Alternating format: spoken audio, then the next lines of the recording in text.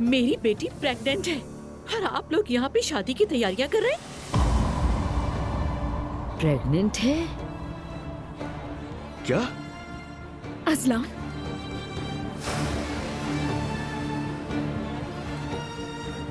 बिल्कुल, दुआ प्रेग्नेंट है।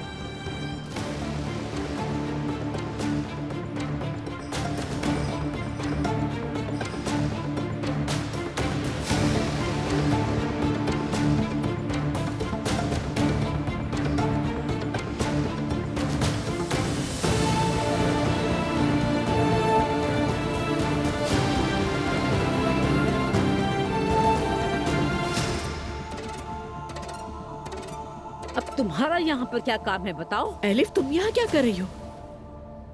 ज़ैनब, चलो यहाँ से। एलिफ, तुम यहाँ पे क्यों हो? चली जाओ, दफा हो जाओ, तंग करके रख दिया है। अम्मी रुक जाइए।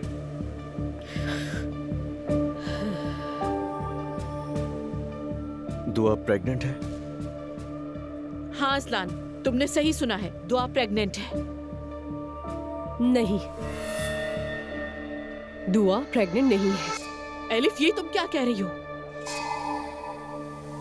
असल में मैं प्रेग्नेंट हूँ।